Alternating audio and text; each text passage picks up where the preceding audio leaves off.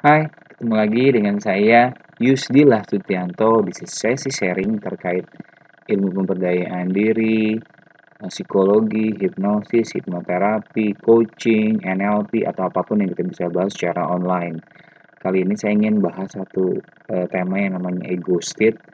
Ini sudah saya tunggu-tunggu untuk bisa sharing ini atau sekedar minimal memberikan gambaran umum terkait ego state. Lalu apa sih ego state? Karena memang kesibukan yang cukup padat di momen ini gitu ya. Di tahun ini lumayan padat, tapi juga lumayan santai di beberapa titik. Nah, kali ini saya akan bahas tadi berhubungan dengan ego state. Oke, sebelum kita lanjut, stay tune ya. Oke, baik. Sekarang kita akan bahas tentang ego state. Apa itu ego state? Yaitu kita akan mulai dulu dari definisi ego. Apa sih ego itu secara harfiah? Ego adalah berarti saya atau aku. Ego adalah konsep dalam psikologi yang merujuk pada bagian dari kepribadian seorang yang terlibat dalam pengenalan diri, kesadaran diri, dan perasaan individualitas. Ya. Istilah ego pertama kali oleh Sigmund Freud, itu di sampingnya ada digambarkan tuh Sigmund Freud. Jadi seorang psikoanalisis, dan dia juga yang menekan itu tentang analisa psikologi, analisa psiko atau pikiran lah ya, dalam teori kepribadian. Menurut teori Freud, ego adalah salah satu dari tiga komponen utama kepribadian, yang lainnya adalah id dan superego. Jadi kata Freud ada struktur kepribadian menurut dirinya. Yang pertama adalah id, yaitu bekerja pada ketidaksadaran. Elemen ketidaksadaran terdiri dari seksual dan agresif insting yang membentuk dasar perilaku manusia. Jadi namanya insting drive, makanya id namanya. Ada punya pressure principle, push for satisfaction tanpa memperhatikan realitas atau alasan dan moralitas. Jadi pengennya kepuasan gitu kan, tanpa memperhatikan realitas, alasan atau moralitas. Yang kedua adalah ego, yang tadi berpikir, perceiving, merasa, memecahkan masalah dan bagian dari personality. Jadi prinsipnya dari realita prinsip. Tugas utamanya adalah mencari untuk memuaskan id, tapi dalam batas realitas, alasan dan moral. Jadi kalau tadi id pengen sekarang gitu ya, kalau ego nahan dulu nih dia nih gitu ya. Kalau ada super ego, personality, moral, code yang disebut dengan suara hati atau kata hati. Fungsi utama dari superego adalah membuat batas pada cara ego untuk memuaskan id. Superego bentuk ideal dari segala sesuatu yang kita usahakan. Jadi ada id, ego, superego. Ini awal mula istilah ego atau aku ini muncul gitu ya dari Sigmund Freud ya. Nah ini gambarannya, kalau misalkan tadi si id itu bilang saya mau sekarang gitu ya. Tapi kalau si ego bilang kita rencanakan dulu nih, kita nggak bisa seperti itu karena ada prinsip realita berhubungan sama ini berhubungan sama misalkan apa gitu ya. Lalu kalau sekarang nggak bisa karena ada super ego, yaitu berhubungan dengan moralitas. Nah, kalau tadi kita ngomongin soal prinsip dasar ego yang dibuat oleh Freud, kita masuk ke ego gitu kan. Ego saya ambil dari apa? Dari kamus ya. Jadi apa itu ego personality? Pertama tadi ego itu adalah aku gitu ya. Nah, kalau personality dapat didefinisikan sebagai serangkaian karakteristik dinamis dan terorganisir yang dimiliki oleh seseorang yang secara unik mempengaruhi kognisi, motivasi, dan perilakunya dalam berbagai situasi. Kata kepribadian berasal dari bahasa Latin, yaitu persona yang artinya topeng. Jadi, kalau kita mau menggunakan istilah ego personality, berarti aku dengan yang ada dalam diriku. Misalkan tadi kalau lihat dari gambar ini ada topeng-topeng ya. Kita punya topeng-topeng yang ingin kita munculkan di masyarakat. Berarti berhubungan sama ego. Tapi juga kita punya topeng-topeng di dalam nih. Gitu kan, topeng yang dibentuk dari diri kita kecil, topeng dari sosial, ataupun topeng dari orang tua kita yang ingin kita munculkan, gitu ya. Oke, nah tadi kalau sudah dari ego, super ego, lalu ke personal, sekarang kita ego state. Nah, ini menarik sekali gitu ya, memang berhubungan. Jadi kalau misalkan mau didefinisikan tentang ego state adalah bagian dari diri kita yang aktif atau mengendalikan diri pada suatu saat tertentu. Ego state merujuk pada kondisi psikologis yang mewakili berbagai aspek kepribadian seseorang. Dalam konteks ini, ego mengacu pada bagian individu yang terlibat dalam berpikir, merasa, dan berperilaku. Jadi ada satu momen tertentu yang muncul ego state. Nah, ego state juga, jadi banyak yang nama nih. Ada hal yang nama-nama berbeda. Ada yang namanya ego personality, ada sub personality, ada mini personality, ada inner child, ada shadow, ada parts, dan ada kepribadian. Dan semua pengistilahan saja, tapi itu menggambarkan adalah kita tuh nggak pernah sendiri, kita punya bagian-bagian dalam diri kita yang selalu apa ya, menjadi referensi berpikir atau aktif dalam sebuah keadaan tertentu. Jadi masing-masing part atau diri ini mempunyai kehidupan, fungsi, kepribadian, dan tugas. Setiap bagian diri atau part saling terhubung dengan satu sama lainnya.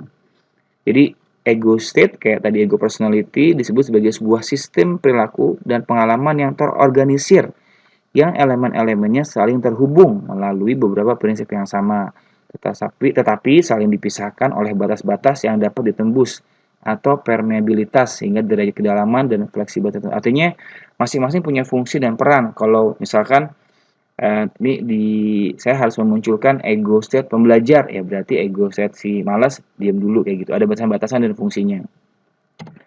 Nah, lalu bagaimana bisa terbentuk ego state itu? Yang pertama adalah ego state atau ego personality atau part adalah suatu kepribadian yang tercipta dari proses tumbuh kembang, proses belajar dan atau karena trauma emosi, kata Watkins ya. Ini saya nggak menunjukkan namanya Watkins. Jadi masing-masing part itu mempunyai kehidupan tadi, fungsi, kepribadian dan tugas dan saling terhubung. Mereka punya respon juga. Jadi kita nggak pernah sendiri sebagai individu gitu ya. Dan ego itu juga berhubungan sama memori. Jadi kalau teori perkembangan otak, ego state terbentuk sebagai akibat dari pengalaman atau kejadian yang dialami seseorang yang bersifat berkesinambungan atau berulang-ulang. Misalnya pada anak kecil ya, yang dibesarkan dalam lingkungan yang penuh kasih sayang dan mendukungnya, maka muncul ego state yang mempunyai sifat kasih sayang ini namanya fixed ego. Ego yang terhenti di satu titik tapi tumbuh terus. Nah, itu akan berhenti. Ego state ini muncul karena anak mengalami pengalaman secara berulang. Tadi, karena ada stimulus ya, sehingga otak anak terjadi pembentukan jalur saraf yang terdiri dari koneksi aksen dan dendrit yang mewakili pengalaman ini. Demikian juga kalau ada anak yang dibesarkan dalam lingkungan yang keras, maka akan muncul tercipta ego state yang bersifat sangat keras. Nah, ini namanya fixed ego. Menarik ya, ada fixed gestalt, ada fixed ego, sebuah kondisi yang lahir atau personality yang lahir karena sebuah pengalaman dan dia jadi sebuah memori. Bisa dibayangkan ketika ada seorang anak yang misalkan memaki-maki gitu kan, berarti kan ada sebuah momen itu. Jadi memori makinya itu tersimpan, dia akan terstimulus ke trigger berdasarkan momen apa yang ingin digunakan. Itu berhubungan dengan memori. Nah, ini contoh-contoh ego state gitu kan. Misalkan nih saat bangun pagi, kita udah mikir mau bangun atau mau tetap tidur. Saat berangkat kerja, mau pakai sepatu apa. Kan ada komunikasi di sini. Artinya kan kita nggak pernah sendiri ya. Saat menghadap atasan, saat membeli barang, kan ada komunikasi di sini. Saat mau makan, makan siang. Aku nanti mau makan siang pakai apa ya? Pakai gado-gado atau pakai padang misalkan. Lalu saat belajar, semua akan muncul. Jadi kalau misalkan Anda menyadari, setiap harinya kita nggak bisa tidak berkomunikasi. Selalu ada komunikasi dalam komunikasi internal atau dialog internal atau interpersonal lah ya. Jadi ngomong sama diri sendiri selalu tiap hari terjadi ada gitu. Sekarang pun ketika saya ngomong sama uh, di vlog ini gitu ya, tetap ada komunikasi tapi cepat sekali gitu. Oh, saya menyadari saya harus tetap memunculkan bagian diri saya yang mengedukasi. Nah, sementara di sana Anda sedang memunculkan bagian diri Anda yang menyimak, kan berarti ego state yang muncul dari si pembelajar. Dan setiap hari ini terjadi. Ada diskusi di sini, ya. Nah, dari kanan kiri ini adalah bagian diri kita yang muncul dari proses tumbuh kembang atau ego state.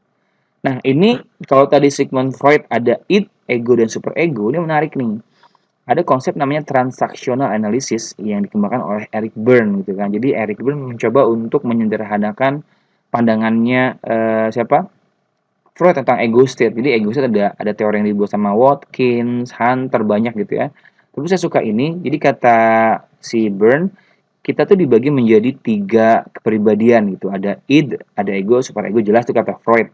Tapi dia memperjelas lagi, oh kalau id itu adalah jiwa anak dalam diri kita yang pengennya main, happy-happy, nggak ada aturan waktu. Pengennya sekarang. Anak-anak kan seperti itu kan. Lalu ada ego atau jiwa dewasa dalam diri kita yang tadi mengkontrol, menjembatani si jiwa anak-anak itu. Lalu ada super ego. Super ego adalah orang tua dalam diri kita yang sifatnya moralistik, edukatif, terus nurturing. Jadi ada seperti itu. Jadi ini menyederhanakan. Saya suka sekali ini karena kalau kita bahas tentang ego state yang dikembangkan oleh Eric Berne, itu konsepnya yang namanya transactional communication. Jadi bagaimana kita memposisikan diri berhadapan dengan ego state orang lain. Ini bagus sekali. Mungkin satu ketika saya bisa bahas ini di YouTube gitu ya. Nah, ada juga penjelasan tentang mini personality dari siapa? Dari Gustav Jung gitu kan. Kita tuh punya shadow, punya sisi gelap, punya self, punya diri sendiri gitu kan. Selalu ada dialog batin dalam pikiran kita. Tapi saat itu memang eh, entah Freud dan entah Jung kan agak analitis ya. Jadi orang kesulitan untuk memahaminya di zaman itu ya. Tapi teknologi sekarang kan pikiran psikologi sudah berkembang ya. Jadi ada juga Vedran yang udah ngomongin tentang ego state itu banyak gitu. Tapi tokoh-tokoh yang paling fenomenal yang saya angkat. Di dalam kata si Jung, orang punya sisi gelap gitu ya. Sisi gelap adalah sesuatu yang tidak kita inginkan dalam diri kita yang muncul dari proses-proses belajar dengan lingkungan. Kita nggak mau A disimpan di belakang. Nah, shadow ini sisi gelap kita. Yang kalau sisi gelap itu sifatnya destruktif, otomatis akan mempengaruhi cara berpikir kita. Gitu ya. Nah, jadi dalam prosesnya perkembangan konsep ego set muncul tadi ada Watkins, ada Gordon Emerson, saya tidak angkat di sini, ada Hildegard, gitu kan kita punya banyak diri dalam diri kita. Setiap ego kita memiliki pengalaman dan respon dan dinamikanya sendiri. Lihat di gambar ini, seakan-akan kita nggak pernah sendiri tuh, kita yang memunculkan topeng apa, ego atau bagian dari apa yang kita munculkan dan dengan siapa gitu. Makanya jangan heran kalau tiba-tiba ada orang yang berubah. Saat dia ngomong sama kita berubah, lalu ngomong sama temennya berubah. Kan ada perpindahan ego state ya, dan itu menarik sekali. Dari ekspresi saja kita bisa mengetahui gitu, dari nada suara, dari cara merespon, kita bisa mengetahui ini ego state apa yang sedang muncul ya. Dan kita menyesuaikan. Lalu berkembang lagi nih, ini namanya resource therapy atau resource state. Jadi dikatakan bahwa ego state itu tidak selalu destruktif. Karena tujuan kita bukan untuk menghapus ego state. Contoh, sedih, marah, senang. Kita nggak bisa menghapusnya. Karena setiap ego state muncul berdasarkan stimulus tertentu. Dan mereka punya fungsi dan keterampilan tadi. Mereka punya pengalaman. Kita lihat gambar di sini ya. Ada beberapa orang wanita gitu kan yang menampilkan dirinya dengan persona yang berbeda, dan setiap persona itu, setiap ego itu tadi punya keterampilan. Dia bisa menjadi pribadi yang ceria, main golf gitu kan, fashion model gitu. Ini saya ibaratkan seperti itu. Jadi artinya setiap kita akan punya peran masing-masing dengan siapa kita berhadapan atau situasi apa yang muncul. Nah, ini sudah berkembang namanya resource therapy. Jadi resource state lah. Jadi bagian dari diri kita itu tidak selalu negatif, ada manfaatnya, gitu ya. Nah, jadi ada klasifikasi nih, ada dua bentuk ego state gitu ya dalam pendekatannya Gordon Emerson dan Watkins. Jadi ada surface, sesuatu yang kita munculkan dalam kehidupan ketika kita berinteraksi dengan lingkungan. Ada juga underlying atau ego state yang jarang muncul atau digunakan. Saat seseorang mengalami suatu pengalaman hidup dengan menggunakan ego set tertentu, maka ego set ini disebut dengan ego set yang eksekutif atau memegang kendali. Jadi kalau misalkan saat ini saya sedang eksekutif nih, si edukator saya. Jadi saya sedang mengambil ego set saya yang pendidik, berbagi cerita, sedang aktif muncul itu ya. Jadi eksekutifnya seperti itu, memegang kendali. Nah, setiap hari si eksekutif akan berpindah-pindah tempat duduk gitu, misalkan diibaratkan berdasarkan dengan siapa dia berhadapan gitu ya. Nah, di underlying ego set ini jarang muncul. Nah, lalu apa sih bedanya ego set dan alter ego? Jadi kalau normal ego adalah ego set yang mampu berkomunikasi dengan baik dengan ego set lainnya gitu ya. Sedangkan alter ego adalah ego set yang jalin komunikasinya sangat buruk atau terputus. Jadi dia bisa marah gitu, bisa terganggu. Nah, alter ego saya sudah buat penjelasannya gitu kan. Jadi perpindahan persona gitu ya berdasarkan tekanan atau ancaman sehingga dia bisa marah-marah. Artinya setiap diri kita akan berkomunikasi.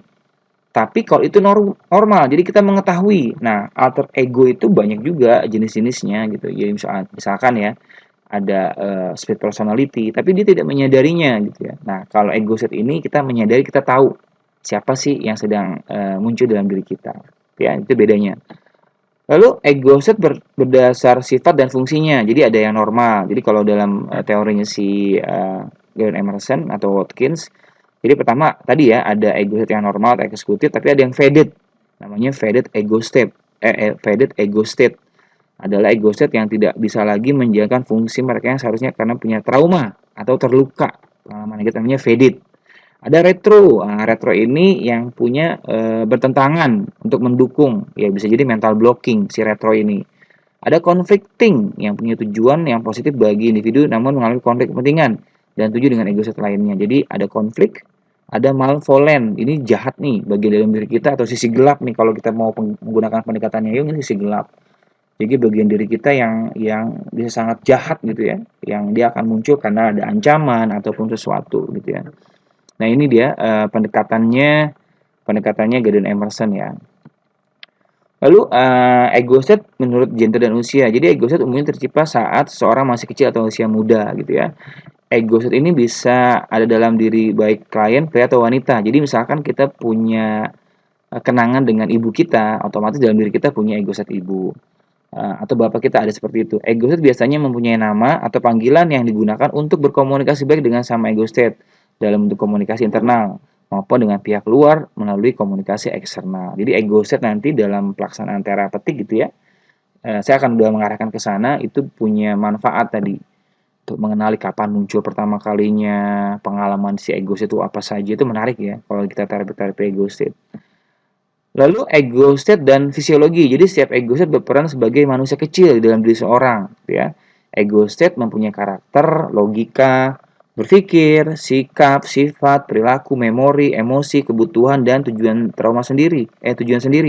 Dan ego state juga punya trauma loh. Jadi artinya ada sebuah pengalaman, sebuah ego state kecil gitu ya, mengatakan bahwa aku tuh nggak baik gitu ya kan, akhirnya mempengaruhi tubuhnya, dan ketika ego set ini nggak muncul, tubuhnya biasa-biasa saja. Jadi artinya ego set juga bisa berpengaruh loh ke fisiologis. Makanya mind and body and one system gitu ya. Nah, lokasinya di mana nih? Menarik ya. Jadi ego set bisa menempati lokasi di luar tubuh atau dalam tubuh. Di luar tubuh bisa di depan, atas, bawah, atau di belakang. Makanya nanti kalau dalam terapi, coba rasakan di mana Anda, di dada. Lebih dalam lagi kita bisa bridging namanya. Sedangkan kalau di dalam tubuh bisa di satu lokasi tertentu, misalnya dada, kepala, hati, tangan, punggung, bisa tuh. Itu terapi-terapi ego set itu menarik ya. Apa sih bedanya ego set dan introject gitu ya? Jadi kalau ego set dan introject walaupun sama disebut dengan parts atau bagian diri, namun berbeda menurut sumber terciptanya. Jadi kalau ego set dari dalam individu, sedangkan introject dari luar. Introject adalah persepsi tentang seseorang yang terinternalisasi ke dalam pikiran bawah sadar. Dengan demikian, bisa terdapat sangat banyak introject dalam diri seorang. Jadi kalau dari gambar ini perempuan tapi dia punya gambaran introject tentang ayahnya gitu. Nah, makanya muncul introject ayahnya gitu. Ini tema-tema kesurupan yang biasa sering muncul. Tertanamnya sebuah memori yang bisa teraktivasi muncul gitu ya. Introject adalah part yang merupakan internalisasi persepsi dari seseorang. Saat masih kecil muncul introject atau biasa sering disebut dengan figur ayah dalam diri anak. Selama anak masih hidup, mulai kecil hingga usia tua, introject akan terus hidup di dalam diri seorang gitu kan.